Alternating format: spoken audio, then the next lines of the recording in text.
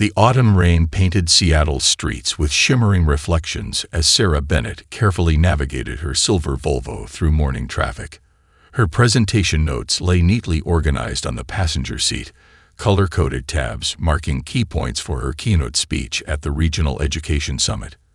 After 15 years of teaching statistics at Cascade Community College, this was her moment to share her innovative teaching methods with educators from across the state.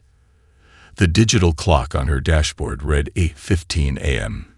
Plenty of time to reach the convention center for her 9:30 slot.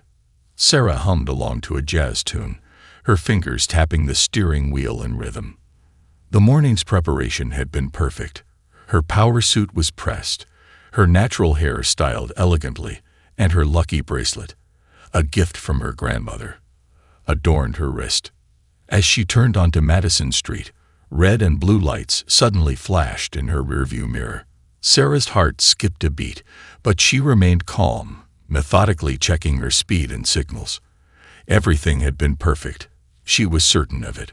With practiced composure, she guided her car to the curb, positioning it carefully away from the puddles that could soak her suede heels when she stepped out. The police cruiser parked behind her, its lights still pulsing against the gray morning sky. Sarah's training as a statistician kicked in as she began mentally logging details, time, location, weather conditions. It was second nature to her. Gathering data points had always been her way of maintaining control in uncertain situations. Through her side mirror, Sarah watched the officer approach. His deliberate steps splashed through puddles, seemingly unconcerned about the water soaking his polished boots.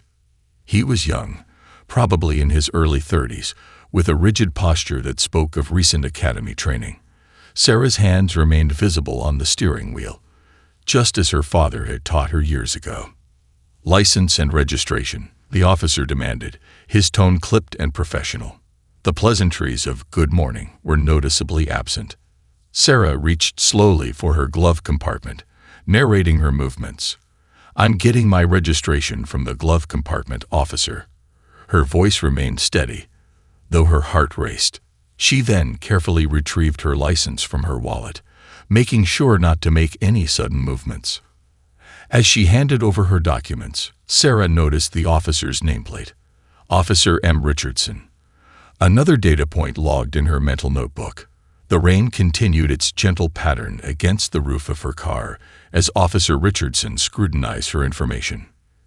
"Do you know why I pulled you over, Ms. Bennett?"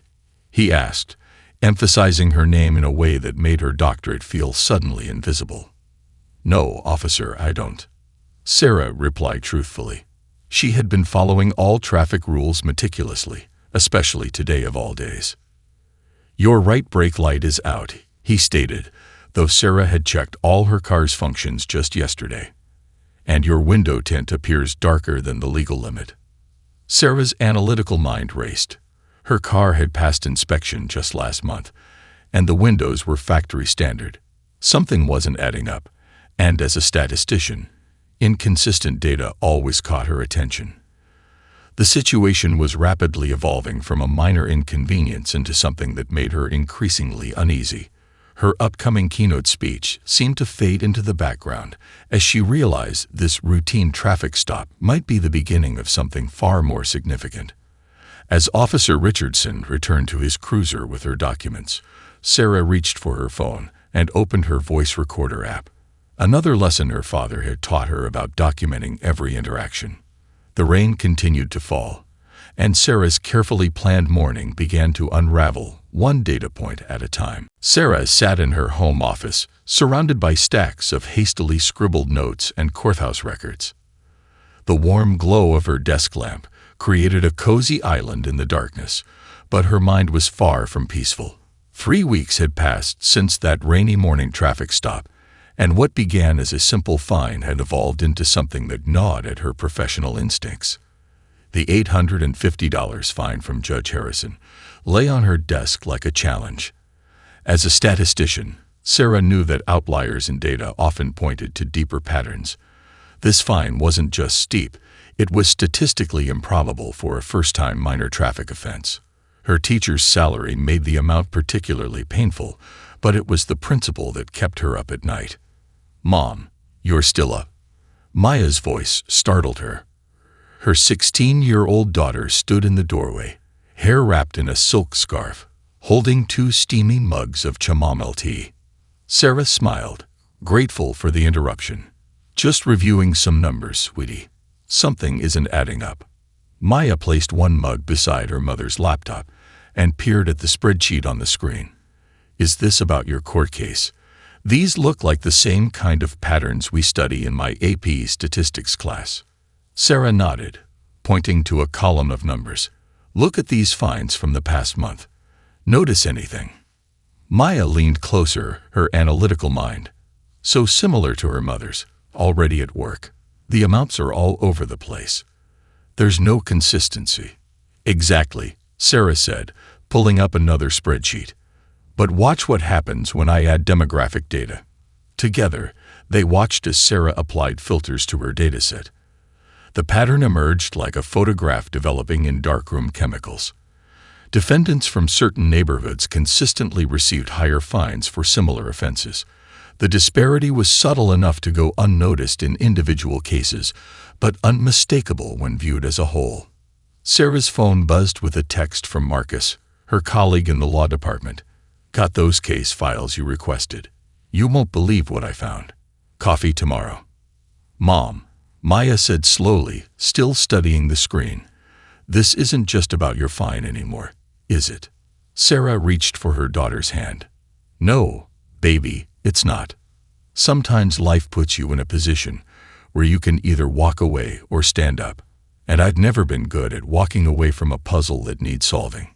Maya squeezed her mother's hand. "Like when you helped me prove the school vending machine was shorting everyone's change last year." Sarah laughed, remembering how they'd spent a weekend collecting data and presenting their findings to the school board. Exactly like that, but bigger. Standing up to stretch, Sarah caught her reflection in the window. Behind her, the wall was covered with photos of her grandmother, who had fought her own battles for equality decades ago. The lucky bracelet on her wrist seemed to shine a bit brighter. "I need to organize this data better," Sarah mused, taking a sip of the now lukewarm tea. "Make it impossible to ignore." Maya's eyes lit up. "We could create a digital database. I've been learning about data visualization in my computer science class. We could make the patterns crystal clear." Sarah looked at her daughter with pride. The late hour, the daunting task ahead, the potential pushback, none of it seemed as overwhelming with Maya's enthusiasm and support. "First," Sarah said, closing her laptop, "we need sleep. Tomorrow after school, you can show me what you've learned about data visualization.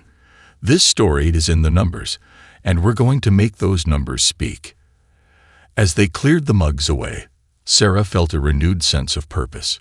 What had started as a personal injustice was becoming something larger.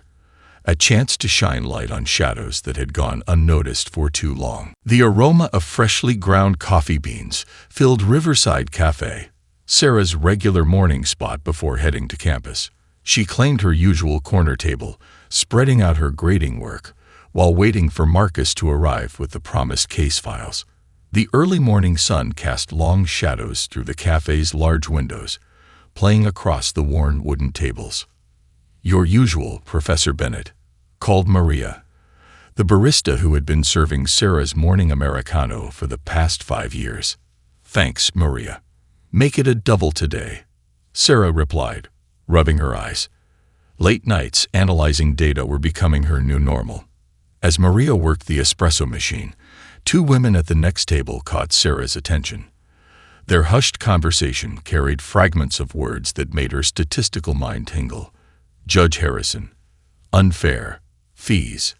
I'm telling you, Janet, something's not right," the older woman whispered, her hands wrapped tightly around her coffee mug. "My nephew got fined $900 for a rolling stop." A rolling stop. Sarah's pen hovered over her ungraded papers. The amount was eerily similar to her own fine. "At least your nephew could pay it," Janet responded, shaking her head. "My sister had to take out a loan, who charges $1,200 for a first-time parking violation." Unable to contain herself, Sarah turned toward their table. "Excuse me," she said softly. "I couldn't help overhearing. Were these recent cases with Judge Harrison?" The women exchanged glances before the older one spoke. "Yes, within the last 2 months. I'm Dorothy Williams, and this is Janet Chen." "I'm Sarah Bennett," she introduced herself, pulling her chair closer. "And I think we might have something in common." Maria appeared with Sarah's Americano just as Marcus rushed in, his arms full of manila folders. Seeing the impromptu gathering, he raised an eyebrow. "Perfect timing," Sarah said, waving him over. "Marcus teaches legal studies at the college," she explained to Dorothy and Janet. "He's been helping me research similar cases." Marcus set down the files and pulled up a chair. "More like Sarah's been opening my eyes to something that should have been obvious years ago," he corrected, spreading out several documents. "Look at these patterns." For the next hour, their corner of the cafe transformed into a war room of sorts. Janet, it turned out, worked as a bank loan officer and had noticed an uptick in loan applications specifically for court fees. Dorothy, a retired school administrator, had been keeping her own handwritten records of community members affected by unusually high fines. "It's not just the amounts," Marcus pointed out, showing them a timeline he'd compiled. "The increases started exactly 18 months ago, right after the county budget cuts were announced." Sarah's phone buzzed with a text from Maya. "Mom, database is ready for testing. Got some interesting visualizations to show you." Looking around the table at her newfound allies, Sarah felt a surge of purpose. "I think it's time we pooled our resources," she said. "My daughter and I are building a database to track these cases. Dorothy, your community contacts could help us gather more data. Janet, your banking insights could help us understand the financial impact. And Marcus, already on it," he said, pulling out his phone. "I know a journalist at the Daily Herald who's been looking for a solid story on judicial accountability." The morning sun had climbed higher, transforming their shadows into pools of determination.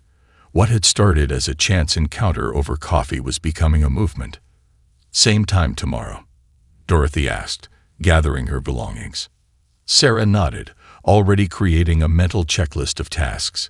"Bring anyone else you know who's been affected. It's time these numbers told their story."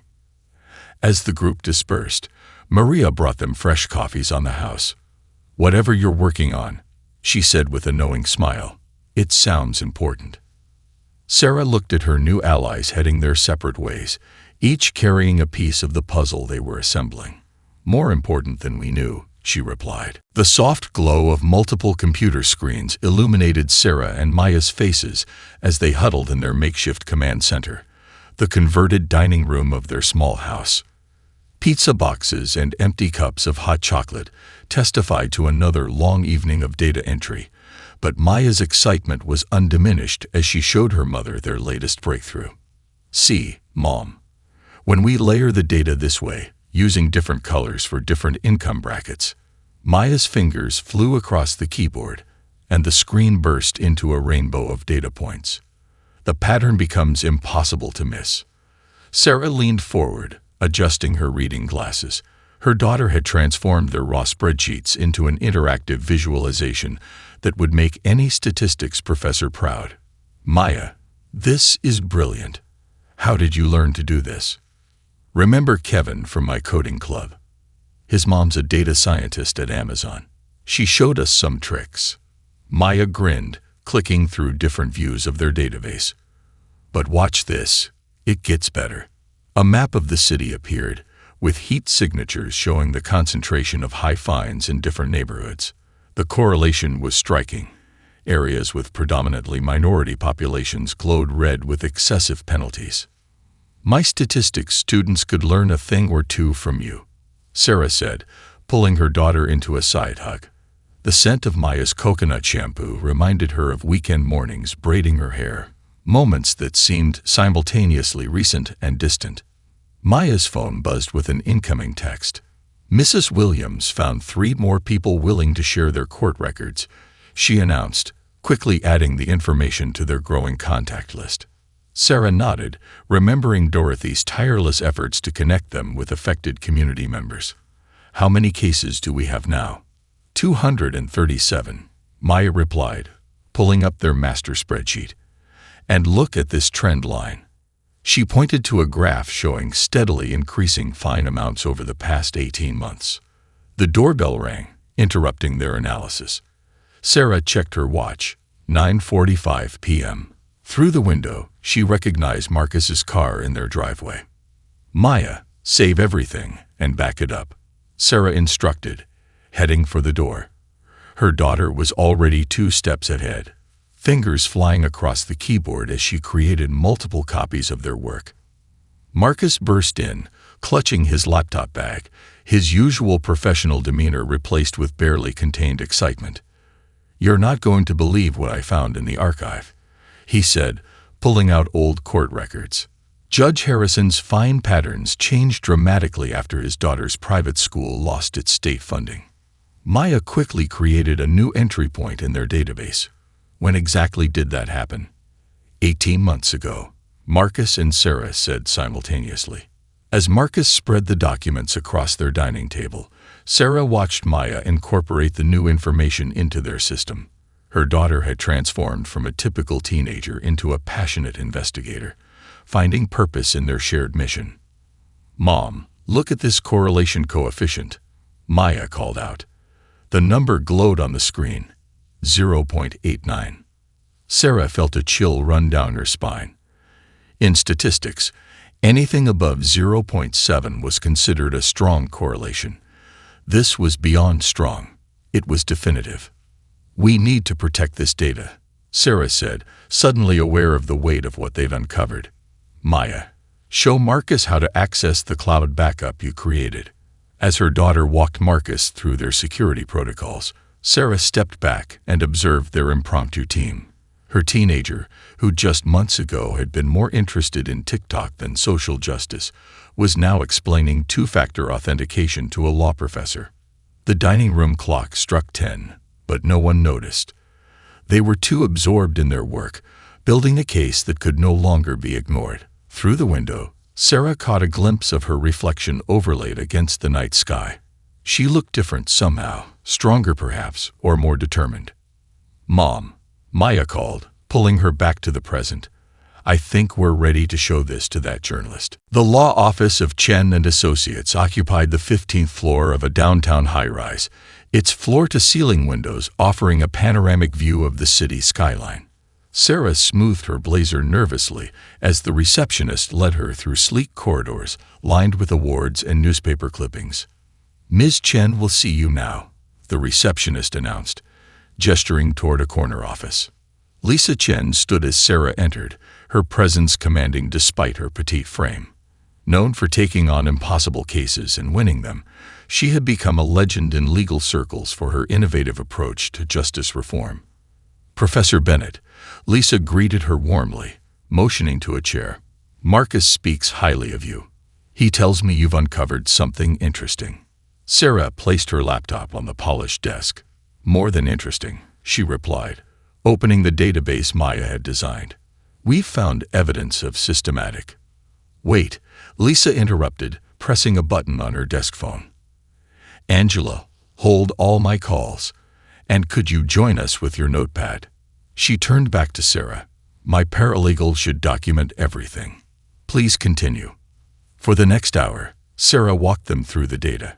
She showed them the correlation between fine amounts and demographics, the sudden increase following the private school funding cut, and the statistical impossibility of these patterns occurring by chance. Lisa remained silent throughout the presentation, her dark eyes intense as she absorbed every detail. Angela's pen moved swiftly across her notepad, capturing key points. Finally, Lisa leaned back in her chair. "Your daughter designed this database." Sarah nodded proudly. "Maya's 16. She's been instrumental in organizing and visualizing the data." "Remarkable," Lisa murmured, standing to pace near the windows. "You know, Professor Bennett, I've been trying to build a case against judicial overreach for years. But judges are well protected, and proving bias requires more than just anecdotal evidence." She turned sharply. What you've brought me isn't just evidence. It's a key. Numbers don't lie, and your statistical analysis provides the foundation we need. So you'll help us? Sarah asked, hope rising in her chest. Lisa's smile was both warm and fierce. Help you? Professor Bennett, I want to partner with you. Your data analysis combined with my legal strategy could do more than just challenge one judge's rulings. We could establish a precedent for using statistical evidence to prove systemic bias. Sarah felt her pulse quicken. That's bigger than what we initially planned. Sometimes the most important changes come from unexpected places, Lisa replied, returning to her desk.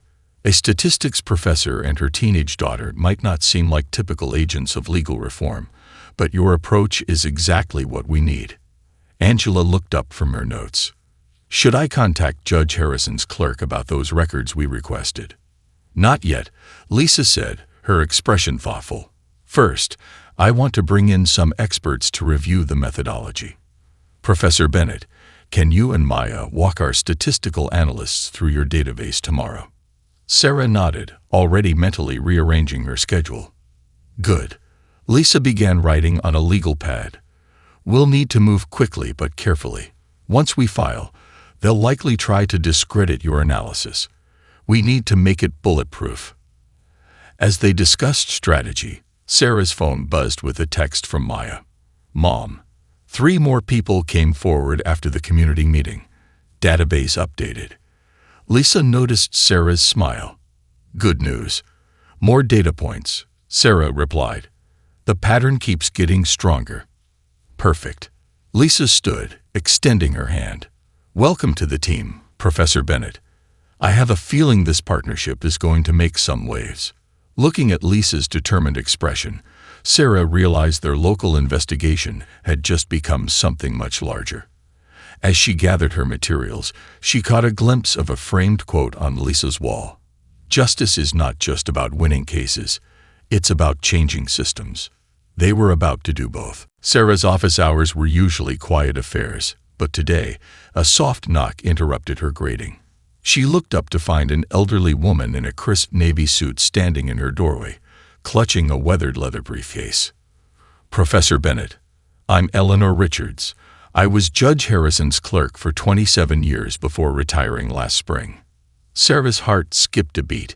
She gestured to a chair, trying to maintain her composure. Please come in, Mrs. Richards. Eleanor settled into the chair, placing her briefcase carefully on her lap. I've been following your investigation through some old contacts at the courthouse. She paused, her fingers tracing the brass clasps of her briefcase.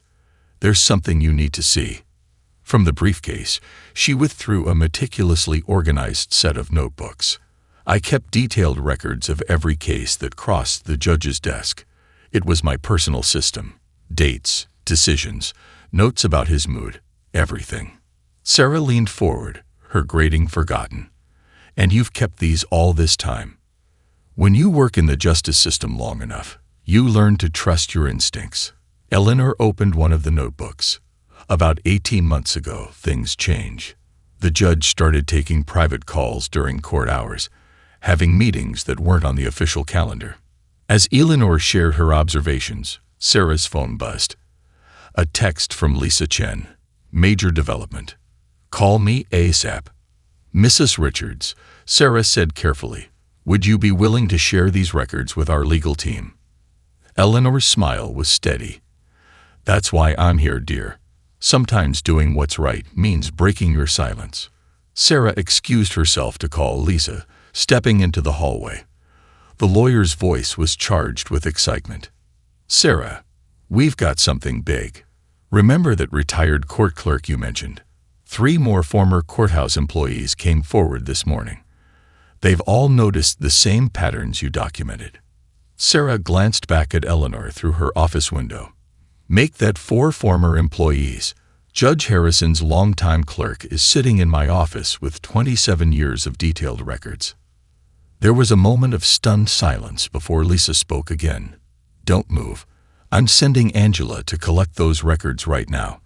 This could be the smoking gun we needed. As Sarah returned to her office, she found Eleanor examining the data visualization on her computer screen. "Your daughter's work?" the former clerk asked. "Yes. How did you know?" "I saw her presenting at the STEM fair last year." "Brilliant girl." Eleanor turned to face Sarah. "You know, when I started keeping these records, I never imagined they'd be important. But watching the system slowly tip away from justice," she shook her head. "It weighs on your conscience." A new text lit up Sarah's phone, this time from Maya. "Mom, #JusticeNotFinds is trending locally. Local news wants to interview us." Eleanor noticed Sarah's worried expression.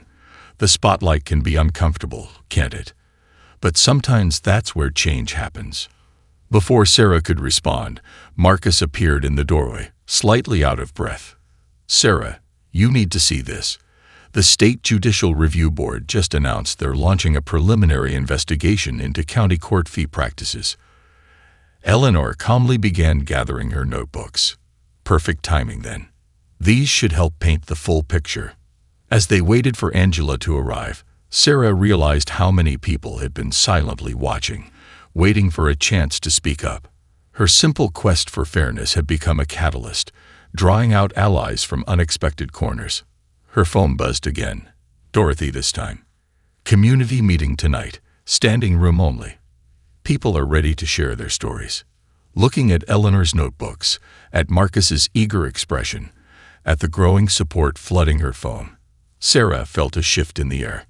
What had started as one woman's stand against injustice had become a movement, powered by the courage of those who had waited years for their chance to be heard.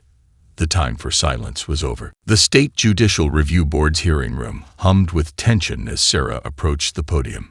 Behind her, every seat was filled. Parents who had missed rent payments to cover court fees, students who had dropped out to work off fines, and elderly residents who had drained retirement savings to pay penalties. Lisa Chen sat at the council table, surrounded by stacks of evidence they'd gathered. Maya operated her laptop from the front row, ready to project their statistical analysis onto the large screen. Elena Richards sat nearby, her notebooks arranged precisely before her, each page flagged with color-coded markers. "Please state your name for the record," the board chairman requested. "Dr. Sarah Bennett, professor of statistics at Cascade Community College. And you're here to present evidence regarding Judge Harrison's fine schedules." Sarah took a deep breath. "I'm here to present evidence of a systematic pattern of discriminatory penalties that has affected thousands of citizens in our community." For the next hour, Sarah walked the board through their findings. Maya's visualizations transformed complex data into clear, undeniable patterns. The correlation between demographics and fine amounts glowed on the screen, impossible to ignore.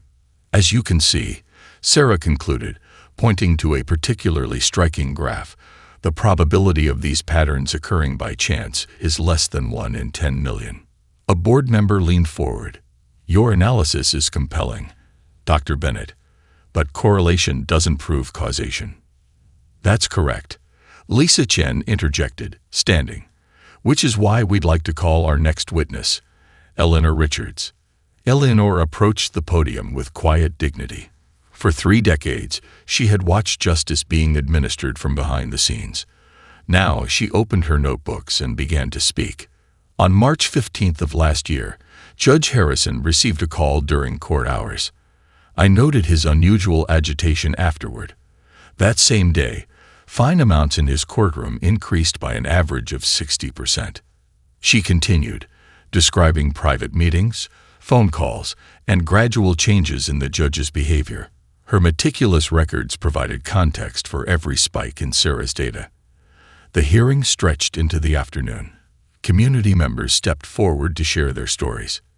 Maya's database captured each testimony, updating in real time to show the human cost behind the statistics.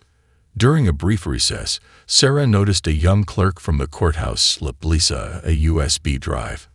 Minutes later, the lawyer's expression changed as she reviewed its contents on her laptop. "The board calls Judge Harrison," the chairman announced as they reconvened. The judge walked in, his usual confidence somewhat diminished. As he took his seat, Lisa stood. "Judge Harrison, could you explain these emails between you and the private school board?" She projected a series of messages onto the screen. Specifically, the one where you discuss alternative funding sources through the court system. The room fell silent. The judge's face paled as he read his own words. Sarah watched as 18 months of investigation culminated in this moment. Maya reached for her hand, squeezing it tightly. Around them, the community held its collective breath. "These emails," the board chairman said slowly, "combined with Dr. Bennett's statistical analysis and Mrs. Richards' records, paint a very disturbing picture." Judge Harrison's attorney requested a brief recess, but the damage was done. The evidence they had gathered was too comprehensive, too precise to dismiss. As the board prepared to deliberate, Dorothy Williams leaned forward from her seat behind Sarah. "Whatever happens next," she whispered, "you've already changed things. People won't stay silent anymore." Sarah looked around the room, at Maya's proud smile, at Lisa's determined expression, at Eleanor's quiet satisfaction, at the united community behind them. The truth lay in both the numbers and the narratives, in the data and the human dignity they had fought to restore. The chairman called for order, ready to announce their decision. Sarah straightened her shoulders, ready to hear whatever came next. They had already won something more valuable than any single ruling. They had given power back to the voices that had been silenced by injustice. 3 months after the Judicial Review Board's hearing, Sarah stood at the front of her statistics classroom, watching her students work through probability problems. A framed newspaper article hung on the wall. Historic reform. Court fee system overhauled after professor's investigation. The morning sunlight streamed through the windows, catching the silver bracelet on her wrist, her grandmother's lucky charm that had seen her through every moment of their fight for justice. Her phone lit up with a text from Lisa Chen. "New Oversight Committee meeting today. You'll be proud of the changes." The changes had come swiftly after the board's decision. Judge Harrison had resigned rather than face further investigation. But more importantly, their case had sparked a complete review of the court fee system across the state. After class, Sarah walked to Riverside Cafe, where it had all started. Maria greeted her with a warm smile and her usual Americano. The corner table, once their makeshift war room, now hosted a weekly community advocacy meeting. Professor Bennett. Dorothy Williams waved her over. She sat with 2 young law students who were helping people appeal unfair fines from the previous system. "These bright minds are expanding our database to track court fees statewide." Sarah smiled, recognizing Maya's coding in the program on their laptops. Her daughter's database design had become a template for court watchdog groups across the country. Last week, Maya had been invited to present her work at a national civil rights conference. "Mom," Maya's voice carried across the cafe as she burst through the door, still wearing her debate team blazer. "You won't believe what happened at the city council meeting." Sarah made room for her daughter, noting how Maya's eyes shined with the same fire that had driven their investigation. At 16, she had already discovered her calling, using technology to fight for justice. "They're implementing our transparency dashboard," Maya announced, pulling up the prototype on her tablet. "Every judge's fine history will be public, with real-time statistical analysis flagging any concerning patterns."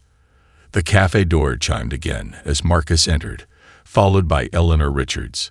They joined the growing group, Eleanor placing a small gift bag on the table.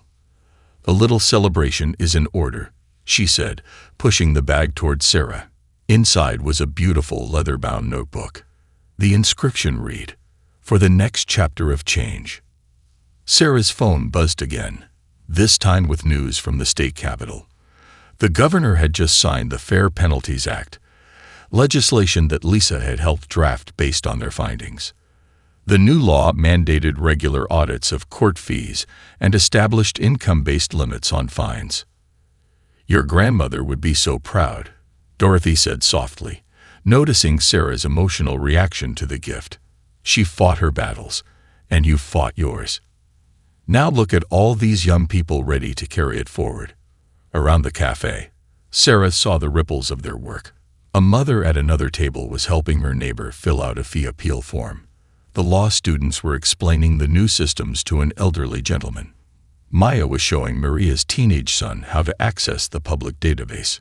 "Professor," one of the law students called out, "would you speak at our Social Justice Society next week? People need to hear how this all started." Sarah looked around at her unexpected family. Maya, her passionate daughter. Dorothy, their community cornerstone. Eleanor, proof that integrity never goes out of style. Marcus, who had believed in them from the start. And all the others who had found their voices along the way. "I'll speak," she said, "but not alone. This was never just my story." As the afternoon sun painted the cafe in warm light, Sarah opened Eleanor's notebook and began to write. Their victory wasn't just in changing laws or removing one judge.